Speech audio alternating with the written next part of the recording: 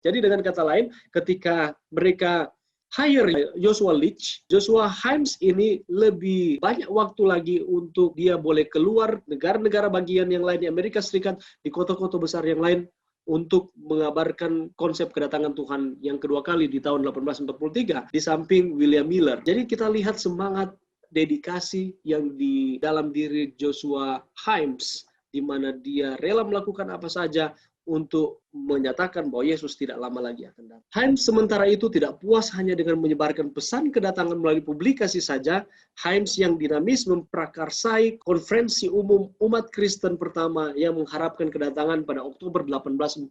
Konferensi umum Boston itu diikuti oleh setidaknya 15 konferensi sebelum 1844 bersama dengan sejumlah konferensi Millerite lokal. Jadi kita lihat saja semangat yang dalam diri Joshua Himes. Dia mau melakukan segala cara supaya mempercepat kedatangan Tuhan yang kedua kali. Lebih penting lagi, Himes juga merupakan penggagas dari perkembangan pertemuan Camp Advent. Pesan Millerite juga terdengar di bagian dunia luar Amerika Utara. Metode Millerite atau metode William Miller untuk penjangkauan di seluruh dunia umumnya tidak mengirimkan misionaris, tetapi menempatkan publikasi mereka di kapal-kapal ke berbagai pelabuhan. Jadi gini, mereka mencetak buku-buku, pamflet, traktat, maupun majalah-majalah, lalu apa yang mereka lakukan? Mereka taruh itu di kapal, ataupun di pelabuhan. Ya, mereka pergi ke pelabuhan, ditaruhlah buku-buku tersebut di dalam kapal, dan kapal itu yang akan menyebarkan akan buku-buku tersebut atau pamflet tersebut. Jadi di mana kapal itu sandar,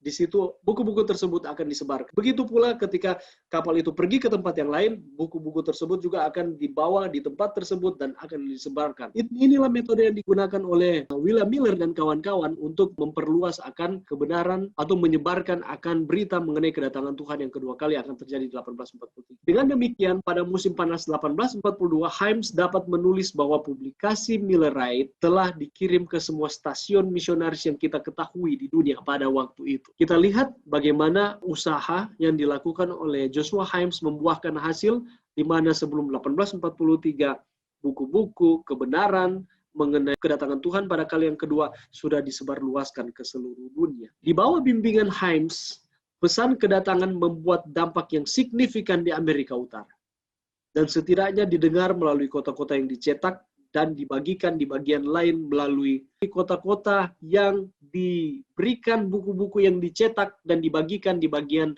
lain di dunia.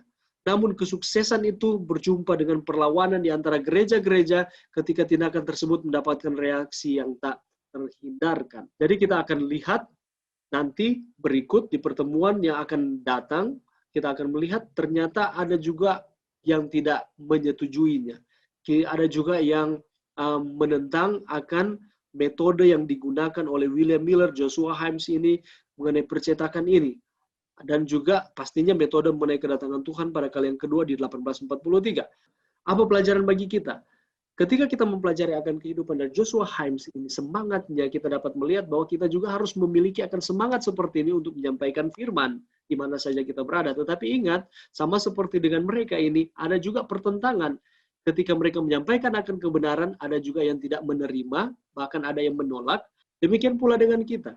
Jadi kalau seandainya kita menyampaikan akan firman Tuhan, lalu orang mendengar, lalu kelihatannya responnya negatif, jangan kita berkecil hati. Karena kalau kita melihat para pionir, para pelopor juga mendapatkan akan pengalaman-pengalaman yang seperti itu. Oke, mari kita lihat yang berikutnya. Joshua Leach. Siapa Joshua Leach ini? Joshua Leach ini adalah pendeta Metodis di Lowell, Massachusetts. Jadi Joshua Leach ini dia lahir pada tanggal 4 April 1809 di Lunenburg, Massachusetts. Nama orang tuanya adalah John dan Jerusha atau Lincoln Leach, dan dia ini adalah keturunan dari Samuel Lincoln.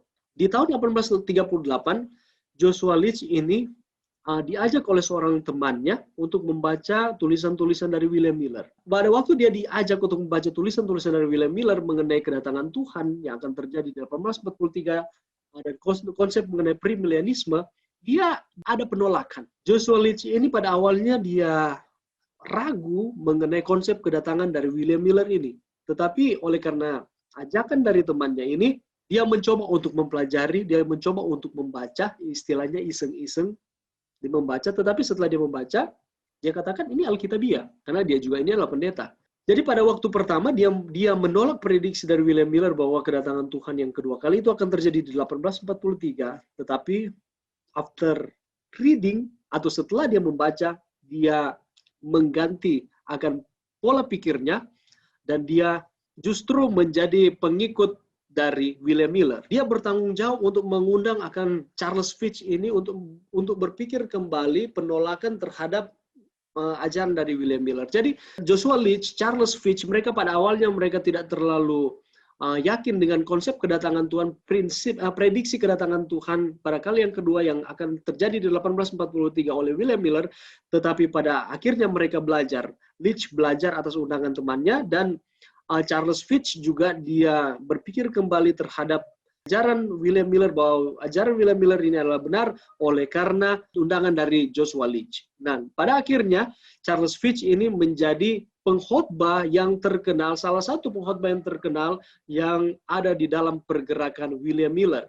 Oke, sekitar tahun 1841, pergerakan William Miller ini meminta Joshua Leach ini untuk menjadi, mereka punya istilahnya agen utama, untuk menjadi kepala di dalam percetakan, sama seperti dengan saya sudah katakan tadi. Dan pada akhirnya, Leach menerima tawaran ini, dan dia melepaskan akan pekerjaan kependetaannya, dan dia menjadi pelayan bersama-sama dengan, atau pelayan Tuhan di bawah naungan dari pergerakan William Miller. Dan dia dibayar gajinya yang tadinya dia terima dari pendeta, dari pelayanan kependetaannya, dia melepaskan akan pelayanan kependetaannya, dan pada akhirnya dia menerima gaji dari pergerakan Miller untuk menanti akan kedatangan Tuhan. Dan Leach ini menjadi seorang promotor dan juga sekretaris di dalam pergerakan Millerite, dan sangat sukses untuk memimpin akan percetakan dan untuk menyatakan bahwa Yesus itu tidak lama lagi akan datang di tahun 1840. Tahun 1841 Joshua Leach khusus menangani program percetakan dari pergerakan Advent, berkhotbah pada konferensi umum pertama. Dia katakan bahwa milenium itu akan terjadi di antara periode dua kebangkitan. Jadi ada kebangkitan pertama, kebangkitan kedua. Di tengah-tengah kebangkitan pertama dan kedua itu milenium. Itu menurut Joshua Leach. Penghakiman akan dibagi menjadi dua, yaitu investigatif, pemeriksaan, dan executive judgment. Pada konferensi umum ke-12 di Boston akhir Mei 1842, Joshua Leach mempromosikan camp meeting yang diusulkan oleh Joshua Himes. Sampai musim gugur 1844 diadakan kurang lebih 130 camp meeting sudah dilangsungkan. Joshua Leach ini dia menerima akan konsep kedatangan Tuhan pada kali yang kedua oleh William Miller, tetapi kita tahu bersama, nanti kita akan pelajari juga ini ke depan nanti, bahwa Samuel Snow yang mengatakan bahwa Yesus akan datang di tahun 22 Oktober 1844, gantinya 1843. Walaupun William Miller tidak menentukan tanggal, dan Joshua Leach mempercayai bahwa Yesus akan datang tahun 22 Oktober 1844, gantinya 1843. Tetapi kita tahu bersama Yesus tidak datang pada waktu itu. Ada peristiwa lain yang terjadi.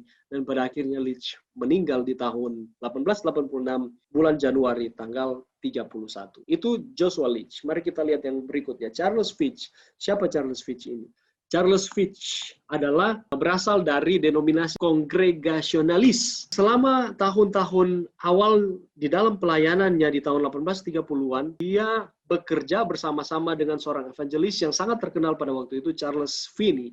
Charles Finney ini adalah dia yang mempelopori The Second Great Awakening. Jadi kebangkitan besar, kerohanian besar. Yang kedua, Charles Finney adalah orang sangat luar biasa, apalagi ketika dia berkhotbah, dia dapat mengenali orang-orang atau audiens pada waktu itu. Dia dapat mengenali dan dia dapat menyebutkan akan nama-nama mereka. Itu Charles Finney. Dan juga ada kesetaraan yang dia buat. Tidak ada yang lebih dibandingkan satu dengan yang lain. Tidak ada orang kaya lebih dibandingkan orang miskin, tidak ada laki-laki lebih tinggi derajatnya dibandingkan wanita, dia buat itu sama rata, dan banyak orang yang tertarik dengan pendekatannya ini.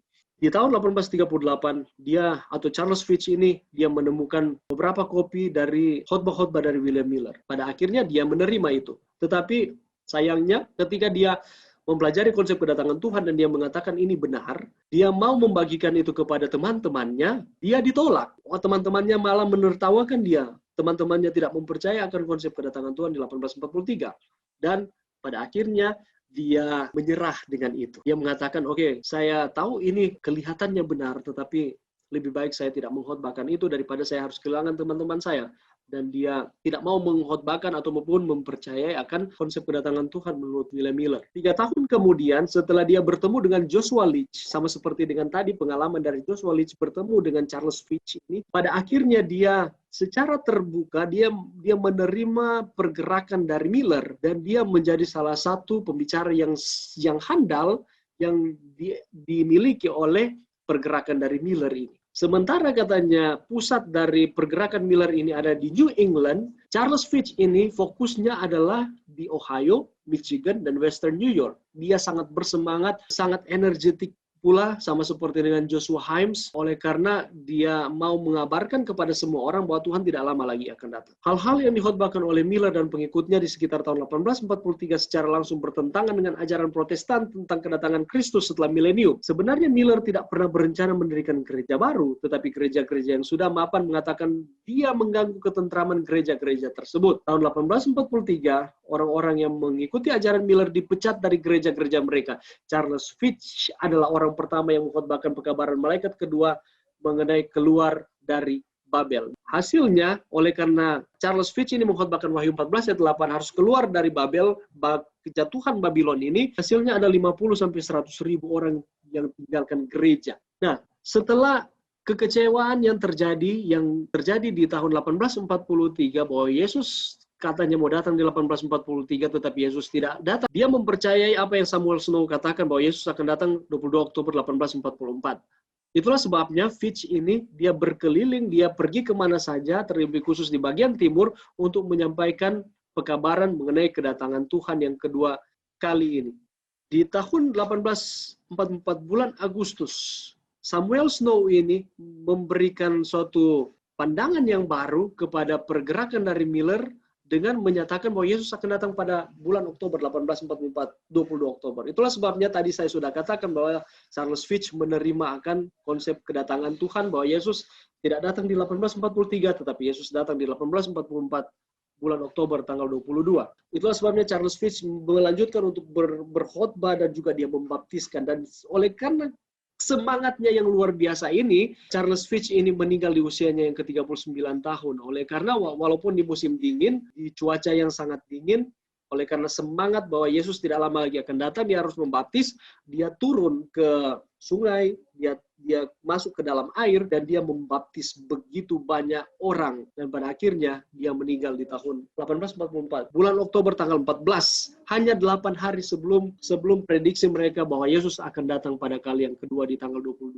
Inilah Charles Fitch. Jadi kita sudah lihat, ada Joshua Himes, ada Joshua Leach, ada Charles Fitch. Apa yang perlu kita pelajari dari kehidupan mereka? Kita perlu melihat akan semangat mereka untuk menyatakan kebenaran yang mereka temukan. Ketika mereka mengetahui akan kebenaran yang mereka sudah temukan, mereka dengan berapi-api, dengan penuh semangat, mereka mau menyampaikan itu kepada semua orang, bahwa Yesus tidak lama lagi akan datang pada kali yang kedua di tahun 1844. Ketika mereka mendengarkan akan kebenaran dan mereka percaya akan kebenaran tersebut, mereka tidak malu, mereka dengan penuh semangat menyampaikan akan kebenaran yang mereka temukan itu kepada semua orang, yakni Yesus tidak lama lagi akan datang. Oleh karena semangat mereka, sehingga pekabaran mengenai kedatangan Tuhan pada waktu itu sudah tersebar luaskan di seluruh dunia. Begitu pula dengan kita. Mari kita mengambil semangat dari para pelopor atau pionir gereja ini. Mari kita melihat mereka, kita ambil semangat mereka, bahwa saya juga mau menyampaikan akan kebenaran yang saya sudah ketahui kepada semua orang, dan percayalah bahwa Tuhan akan menggunakan kita sama seperti dengan mereka. Tetapi kita juga harus mempraktikkan akan apa? Kesehatan kita. Jangan pernah lupa. Oleh karena orang-orang ini, mereka dan juga para pionir yang lain, kebanyakan dari mereka meninggal oleh karena sakit. Mereka tidak memperhatikan akan kesehatan mereka. Allah memberikan kepada kita hikmat untuk menyampaikan akan kebenaran, tetapi Allah juga menyatakan bahwa kita juga harus menjaga akan tubuh kita. Mari kita menjaga dengan baik, sehingga ketika kita sehat, kita lebih semangat lagi untuk apa? Menyampaikan akan firman Tuhan tersebut. Inilah pembelajaran atau inilah pembahasan kita di chapter yang pertama, di bagian yang kedua, mengenai kehidupan dari William Miller dan juga orang-orang yang menyokong atau membantu sehingga pekabaran mengenai kedatangan Tuhan yang kedua kali di 1843 ataupun 1844 dapat disebarkan di seluruh dunia. Dan kiranya ini dapat menjadi pelajaran bagi kita untuk kita terus setia kepada Tuhan, kita melayani Tuhan, semangat di dalam penginjilan. Tuhan memberkati.